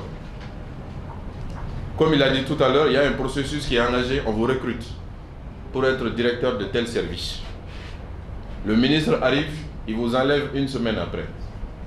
La loi n'a pas prévu que quand quelqu'un est pris à la suite d'un processus de sélection, qu'il y ait quand même un minimum de temps que la personne exerce en responsabilité. Ça peut être 5 ans, ça peut être 3 ans, mais la loi a cette insuffisance. Donc du coup, les personnes sont recrutées selon de longs processus, ils arrivent en poste, le ministre a la latitude de les remplacer et de lancer encore un long processus, et ainsi de suite, ainsi de suite. Ça, c'est un problème. Je pense que ce sont des éléments qu'on doit corriger et faire en sorte quand même que certains postes puissent être relativement protégés des contingences politiques. Parce que nous savons aussi les méfaits de tout politiser. Les cadres sont obligés de se prostituer pour avoir des responsabilités. On est obligé d'aller dans le parti qui est au pouvoir pour avoir des responsabilités. Donc là aussi, ça a des insuffisances. Et là, ça a des impacts, même y compris sur la corruption, sur beaucoup d'autres domaines. Mais si les cadres sont protégés, ils sont bons, ils sont au-delà des contingences politiques, je pense que là, nous arriverons à séculariser un certain nombre d'éléments de notre administration. Donc moi, je pense que certains postes, peut-être on doit mieux définir le périmètre, certains postes doivent être au-delà des contingences politiques, être pourvus à la suite de processus objectifs incontestables et que ces cadres soient protégés vis-à-vis d'une hiérarchie qui ne voudrait pour une raison X ou une raison Y, qui ne voudrait pas d'eux. Le ministre, l'honorable, je vais revenir sur quelque chose qu'il a dit par rapport à la planification à long terme. Il a raison. En 1997, nous avons lancé l'initiative Mali 2025. On a mis en place un cadre. Et cette initiative Mali 2025 a produit des documents avec des scénarios. Voilà le Mali idéal et voilà le Mali en crise. Voilà les déterminants qui peuvent nous amener vers le Mali idéal et voilà les problèmes qui peuvent nous amener vers le Mali en crise. Mais qu'est-ce qui s'est passé? Qu'est-ce qu'on a fait de cette initiative, de la cellule qui a été mise en place, des cadres? Mais on a simplement mis de côté et puis on a avancé. C'est bien dommage. Sinon là au moins on avait une planification sur une génération. Il faut qu'au Mali on apprenne à avoir une planification sur une génération. Et que cette planification sur une génération soit suffisamment connue par les Maliens. Parce que le Mali 2025 n'était pas connu aussi par les Maliens. C'est les cadres dans leur bureau qui ont fait. Bon, je pense qu'ils ont fait un travail qui est remarquable parce que si vous regardez le Mali en crise qu'ils ont anticipé, c'est ce qu'on est en train de vivre aujourd'hui. Donc il faut que nous ne manquons pas de ressources humaines dans notre pays. Il faut que nous nous obligeons à aller vers la planification sur une génération à long terme et qu'elle puisse s'imposer au régime, que chacun aille dans ce sens et maintenant à l'intérieur de ça qu'on puisse déterminer ce qu'il y a lieu de faire. Là je suis tout à fait d'accord avec cette idée. Ok, merci, c'est qui est compris. Nous allons donner la parole au public d'abord pour les journalistes qui voudraient poser des questions. On va prendre 3 questions pour les journalistes. Est-ce qu'il y a des journalistes qui veulent poser des questions? Sinon, on va donner la parole à des intervenants, voilà, qui voudraient, les intervenants qui veulent prendre la parole. Votre nom, ce que vous faites. Je suis Famba Abouakarsi. Je suis assistant ophtalmologiste de formation. Je voudrais poser 2 questions à l'honorable député et une question à son Excellence, Monsieur le Premier ministre. La première question destinée à l'honorable député. Je crois qu'en 92, nous avons vu le débat Alpha Omar Konaré et Tchaoulé Mohamed Konaté, où on savait très bien que tout ce que Tchaoulé avait dit, c'était un projet économique. Pendant ce temps, tout le peuple malien a choisi un projet social qui était Alpha Omar Konaré, qui n'avait même pas un programme. Et je crois que depuis ce moment jusque-là, on traîne, on a oublié ces problèmes économiques.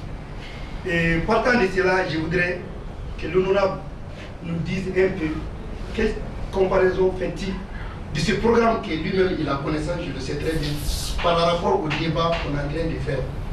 Et ma deuxième question, Edouard Baladou disait que la monnaie n'est pas seulement un sujet technique, mais c'est plutôt un sujet de souveraineté nationale.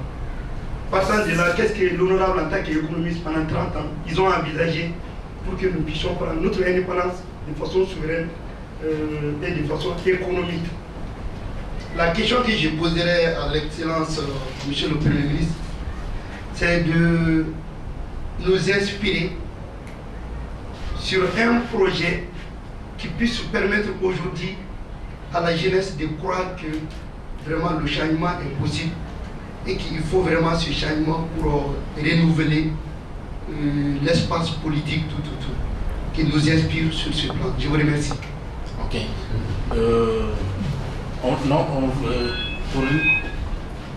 On va donner la parole à l'honneur pour répondre automatiquement.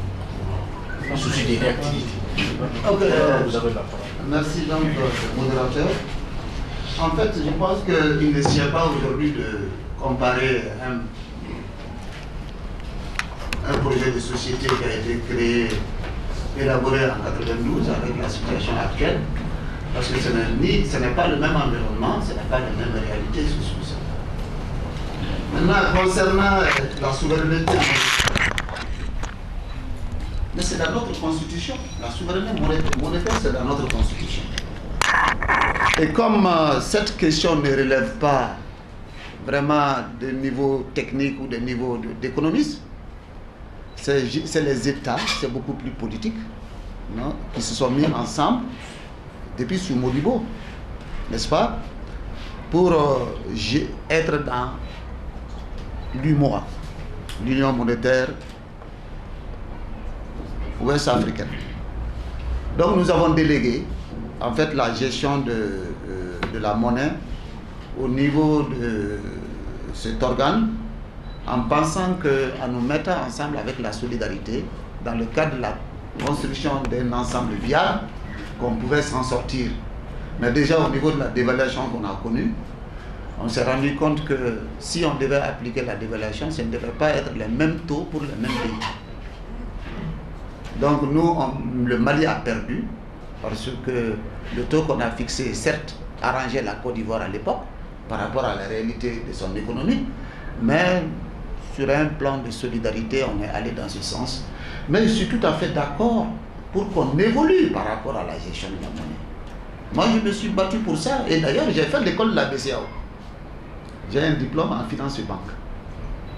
Donc, l'élément le plus important chez nous, c'est que quand tu n'as pas la souveraineté monétaire, il y a un pas important de politique économique que tu ne peux pas mener. C'est aussi simple là. Maintenant, c'est tellement politique. C'est un niveau très élevé, les gens vont se battre. Mais je crois que c'est un combat, n'est-ce pas, qu'on est obligé en tant que, avec la petite conscience qu'on a en tant qu'économiste, n'est-ce pas, on va en parler, on va faire tout ce qu'on peut, et peut-être le jour où on aura un leader, un grand leader pointu sur cette question, il pourra faire bouger la question au niveau de ses pairs, chefs d'État. Donc c'est ce que je peux dire sur ces deux questions. Une autre question a été adressée à M. Oui, oui. Bon, moi je vais parler de la question monétaire aussi. Je pense que nous devons clairement poser le débat de la question monétaire. On ne peut pas faire l'économie de ce débat. Et en des termes très clairs, il y a des éléments sur lesquels nous devons nous interroger, discuter avec le partenaire français ou les pays membres de la zone CFA. Le premier élément, c'est le cours du français et de son indexation sur l'euro. L'euro est une monnaie qui est forte, qui est gérée par une banque centrale dont le dogme, la stratégie est de préserver la valeur de la monnaie principalement. Nos économies doivent prioriser la production plutôt que la crédibilité de la monnaie. Coûte que coûte, il faut qu'on privilégie la production, la création de richesse. Et personne ne peut parler de production, de création de richesse sans financement. Donc il faut qu'on puisse faire en sorte que des financements à l'économie soient disponibles. On ne peut pas avoir ça avec des taux d'intérêt qu'on a actuellement. Donc la question du cours de la monnaie, la question du taux d'intérêt de nos banques centrales et donc des taux des banques appliqués, vous avez des taux qui vont souvent jusqu'à 17-18% dans certaines situations. Quand on sait qu'en Europe, aux États-Unis, des taux sont souvent à 2-1%, souvent même moins de 1%. Donc la disponibilité de l'argent, la disponibilité de financement, il faut qu'on débatte dessus. Il faut qu'on débatte de la garantie. On a un système de garantie qui fait que nous, pays membres de la zone CFA, nous devons déposer auprès des caisses françaises une partie de nos réserves de change, des montants importants. Est-ce que cette garantie ne peut pas être utilisée autrement, à un moment où on a besoin de financement aussi? Il faut que nous posions la question de la gestion même de la monnaie. Que la gestion soit un peu plus politique et un peu plus réactive. La gestion de la monnaie se fait au rythme des conseils d'administration de la Banque centrale, qui sont immuables à des périodes déterminées. Et souvent on est entre soi, persuadés des mêmes dogmes. Donc il est très difficile que nous revenions sur un certain nombre de sujets. Je pense qu'il est impératif que dans nos pays, au niveau politique le plus élevé, mais aussi dans nos sociétés civiles, que la question de la gestion monétaire, la question du financement de l'économie, la question du crédit, la question des taux d'intérêt, la question de la garantie du franc CFA, avec ce système-là, qu'on puisse les mettre sur la table et qu'on s'entende sur des choses, avec l'objectif que la production est plus importante que la valeur de la monnaie. D'ailleurs, c'est la production qui garantit le mieux la monnaie. Les artifices techniques, c'est bien, mais quand on a une production solide, on a une économie solide, on a une économie diversifiée, la garantie de la monnaie ne se pose pas. Personne ne se pose la question sur la garantie du dollar aujourd'hui ou la garantie du yuan ou d'autres pays, parce que l'actif économique, la force économique de ces pays ne fait l'objet d'aucun doute. Donc nous, il faut qu'on tende vers ça, plutôt qu'on mette en place des systèmes qui nous étouffent même quelque part et qui nous limitent à créer de la richesse. Je pense que cette question est indispensable à poser comme débat. Maintenant, la deuxième question que vous avez posée... Si vous le permettez, à propos du franc CFA, comme un fait du hasard, je ne sais pas, le citoyen que nous sommes s'interroge pourquoi les pays du franc CFA ont du mal à décoller économiquement. Bon, j'ai dit tout à l'heure, vous savez, c'est aussi surprenant. Le décollage économique est fonction de la création de richesses du pays, de la production. La production est liée au financement. Même un agriculteur qui a un champ aujourd'hui, il veut passer de 1 hectare à 2 hectares. Il a besoin de matériel de production. Il a besoin de plus d'engrais. Il a besoin de peut-être de plus d'ouvriers. Donc il a besoin de ressources à ingérer pour pouvoir avoir des revenus un peu plus importants. Ce qui fait qu'il a besoin peut-être d'une banque pour lui prêter de l'argent, ne serait-ce que pour quelques mois. Mais si la banque lui dit, vous avez besoin de 2 millions, je vous prête. Il faut d'ailleurs d'abord amener tellement de garanties que c'est difficile que je vais vous prêter. Après, je vous prête à 17%. 17% de 2 millions, ça fait quand même 300 et quelques mille. Donc cet agriculteur, il va réfléchir. Et du coup, il va dire, ah tiens, moi je renonce à l'hectare supplémentaire, je m'occupe de mon hectare. C'est cet hectare supplémentaire qui fait de la richesse. C'est cet hectare supplémentaire qui fait le développement. Tout développement, toute production a besoin de financement. Et si le financement est cher, comme c'est le cas chez nous, s'il est soumis à des garanties importantes juste parce que nous voulons avoir une monnaie solide, on va brimer le moteur de la croissance, on va brimer l'économie et donc on va brimer le développement. C'est pourquoi il faut privilégier le développement, quitte à accepter de l'inflation, accepter quelques dérapages, privilégier le développement et prendre quelques risques. Je trouve que notre gestion monétaire est extrêmement prudente. Trop prudente au point que nous oublions l'objectif de toute gestion monétaire, c'est-à-dire le développement économique. Maintenant, la deuxième question que je voulais... Je n'ai pas bien compris la question, mais moi, je suis du genre à dire les jeunes doivent prendre leur avenir en main. Les jeunes doivent arrêter d'être les escaliers des autres. Mais être jeune seulement, ça ne suffit pas. Il faut aussi passer par un certain nombre d'étapes. Il faut être crédible, il faut être légitime, il faut être prêt à faire des efforts. Simplement être pris parce qu'on est jeune, là aussi, ça peut aboutir à des catastrophes. Ok. D'autres intervenants, professeur, peut-être on est curieux de... D'accord. Tu vas ouvrir le débat ainsi, vraiment. C'est Nyang qui commence là. Juste une minute seulement sur la gouvernance économique. Qu'est-ce qu'il faut changer?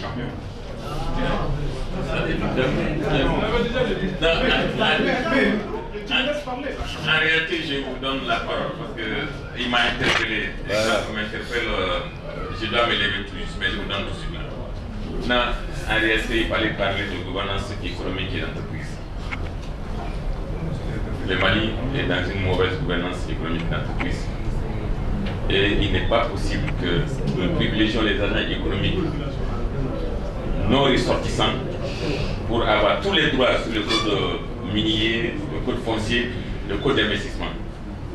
Et aussi, si vous parlez de gouvernance, il vaut mieux parler, parce que tout ce qu'ils ont dit ici, ils ont parlé plutôt d'un système de gouvernance.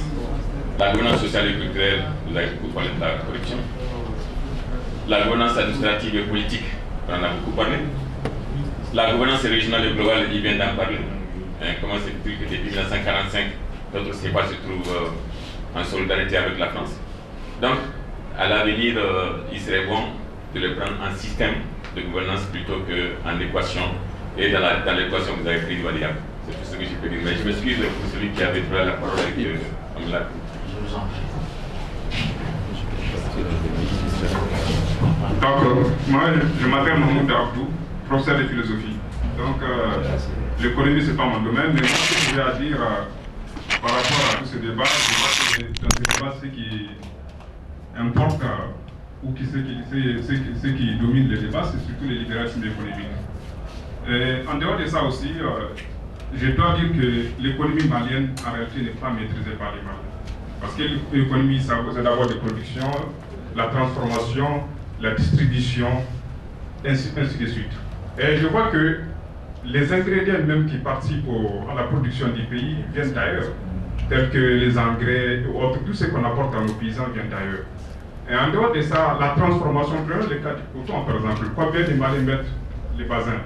Donc combien de Maliens s'habillent en basin? Mais le coton n'est même pas transformé. À quel pourcentage le coton malien est transformé pour créer de la richesse? Donc il n'y a pas de création de richesse au Mali. Et dans ce cas, on ne peut pas parler de croissance. Mais un autre aspect du problème, c'est quoi? C'est que le Mali, essentiellement, je dirais que ce qui crée de la richesse au Mali, c'est surtout le secteur minier, d'après mon humble avis. Mais ce secteur minier, la richesse qu'il crée, est-ce que cette richesse-là profite au Mali? Je parle maintenant de la redistribution des richesses. Après la création des richesses, il faut redistribuer les richesses au niveau des citoyens. Donc la question s'adresse aux deux conférenciers.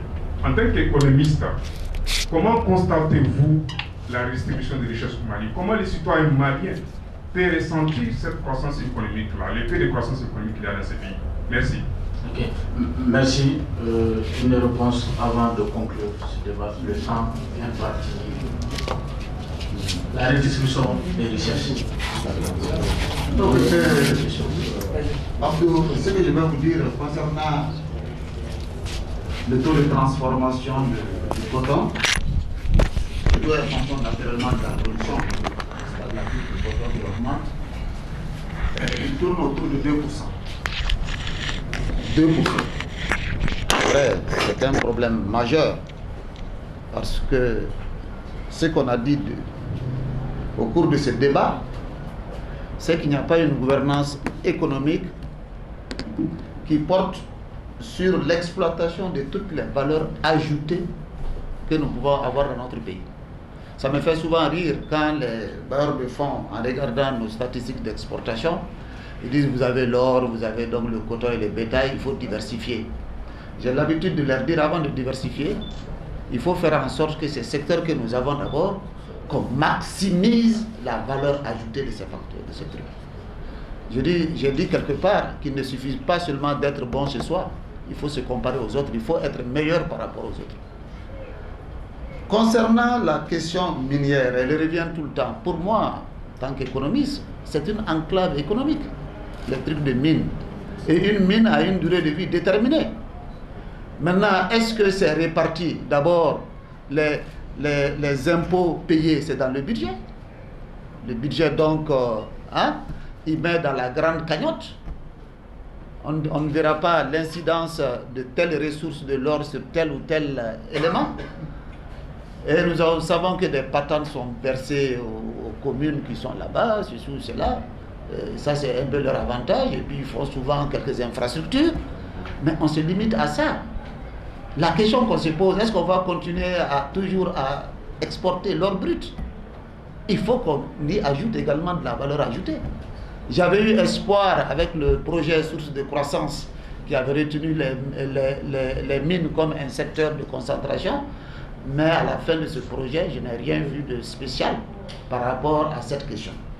Maintenant, je pense que le problème fondamental sur lequel je veux revenir, c'est que la gouvernance économique doit être aujourd'hui une gouvernance qui est fondée sur une vision et surtout sur une ambition volontariste. On ne peut pas tout faire parce que nos ressources sont limitées, nos capacités sont limitées, les ressources humaines ne suivent pas. Moi, je privilégie toujours la gestion filière, dans le sens de faire en sorte que les choix que nous allons faire, dans un phasage bien déterminé, qu'on puisse avoir des filières enfin, qui sont non seulement compétitives et exportatrices. Quand vous avez une filière exportatrice, Mais vous réglez même le problème à l'intérieur. Ça veut dire que les coûts sont très bons, personne ne viendra chez vous. Premièrement, vous concurrencez. Et deuxièmement, quel intérêt on a à être dans un ensemble si on ne peut pas aller prendre l'argent des autres pour financer nos facteurs de production? Ça ne sert à rien. Donc le saupoudrage, s'occuper de tous les secteurs, de toutes les filières, je pense qu'on ne s'en sortira jamais. Il faut avoir le courage, ça fait l'objet d'un consensus. Un consensus avec tous les acteurs. Mais là aussi, il faut avoir un leader en matière de gouvernance économique qui comprenne cela. Ok, merci, honorable. Non, cette fois, je ne vais pas réagir. Ok, donc je vais quand même répondre à la question, comme la question nous a été posée à nous deux, par rapport à la redistribution. Je pense qu'il faut privilégier plutôt la création. Dans un environnement où la richesse n'est pas suffisante, se focaliser sur la redistribution, souvent, ça revient à créer des tensions. Et se focaliser sur les mines, moi j'ai toujours dit qu'il faut relativiser. Beaucoup de Maliens ne savent pas que les sociétés minières versent énormément de ressources aux collectivités locales. Les maires, conseillers de cercle, présidents des régions, ça on ne le sait pas. Les gens se focalisent sur les ressources qui sont versées à l'État. Moi j'ai l'exemple d'une collectivité locale qui, grâce à une mine d'or, a vu son budget d'un exercice à l'autre passer de 40 millions à 650 millions. Une année sur l'autre. Et le maire, il va aller payer 2 4x4 là où il n'y a même pas de station d'essence. Donc il y a aussi des ressources qui sont versées localement pour un développement local, pour soutenir l'agriculture, l'industrie et ainsi de suite. Ça, c'est un élément. Pour moi, c'est vraiment la production qu'il faut qu'on essaye d'encourager. Et la production, ce n'est pas seulement l'industrie. La production, c'est d'abord l'agriculture. Parce que même l'industrie dont vous parlez là, elle est en partie tributaire de l'agriculture. Vous avez parlé du coton. Si on parle de transformation du coton, c'est qu'on a produit le coton grain. Et là, je rejoins l'honorable. Nous avons un certain nombre de filières porteuses. Nous avons une filière qui est même plus porteuse que le coton. Et vous savez c'est laquelle? C'est la filière karité. Le karité a des avantages extraordinaires pour notre pays. Et selon les chiffres dont on dispose, il y a 3 millions de personnes qui vivent du karité aujourd'hui, de manière très très traditionnelle. Et surtout, ces personnes vivent dans les mondes ruraux, là où il y a de la pauvreté. C'est là où justement il y a de la pauvreté qu'il faut agir pour lutter contre la pauvreté. En organisant, en investissant de manière judicieuse sur la transformation, on peut multiplier les revenus de ces personnes-là par 2, par 3 ou par 4 assez rapidement. Donc les politiques de filière, effectivement, il faut que notre pays en fasse une priorité. Pour moi, la maîtrise de l'eau est aussi un élément majeur. De l'indépendance à aujourd'hui, nous avons réalisé à peu près 60 000 hectares en aménagé. Il y avait à peu près 50 000 hectares avant l'indépendance, nous avons fait 60 000 hectares. Je pense que c'est très peu. Pour un potentiel d'1 million d'hectares, comme on dit, on pourrait faire nettement plus. Et là, c'est la question du financement. Et c'est là où, justement, en changeant le code des marchés publics, nous puissions avoir aujourd'hui des investisseurs privés qui vont venir dire « nous voulons faire 100 000 hectares », comme les Libyens voulaient le faire à un moment. Malheureusement, la crise libyenne a empêché. Sinon, les Libyens avaient vraiment commencé et ils ont fait beaucoup d'investissements dans la zone de l'Office nigérien. Ce sont de ce type d'investissement en infrastructure, en maîtrise de l'eau, en production, en création de richesses dont nous avons besoin pour passer de 7%, 5%, 3% de taux de croissance à 15%, 12%, 10% et sur plusieurs années. Je pense que cette direction, il faut que nous allions dans ce sens. Mais là aussi où nous sommes tous d'accord, rien de tout ça n'est possible si on n'a pas un dispositif de gestion qui est approprié, qui est capable de voir loin, qui est capable d'organiser les forces du pays, de donner les responsabilités aux uns et aux autres, et qui est capable de suivre, évaluer, redresser, corriger, pour qu'on se projette dans l'avenir. Et c'est là où la gouvernance est vraiment stratégique. Ok, merci. Ce qui est compris, nous sommes malheureusement au terme de cette émission et qui réfléchissait aujourd'hui sur la thématique « Qu'est-ce qu'il faut changer dans la gouvernance économique au Mali ?» Pour répondre à cette question, nous recevions Honorable Moudinda, économiste, député à l'Assemblée, membre de l'IRD, M. Moussa Bara, expert comptable, ancien Premier ministre, membre de la mouvance présidentielle. Merci à l'association professionnelle des banques et établissements financiers qui croient en cette initiative, à l'université Suc Management qui s'associe pour la réussite également de cette émission. Merci à tous et bon retour chez vous. Le grand débat économique. Le grand débat économique, l'émission de débat public de l'association Forum de la presse du Mali.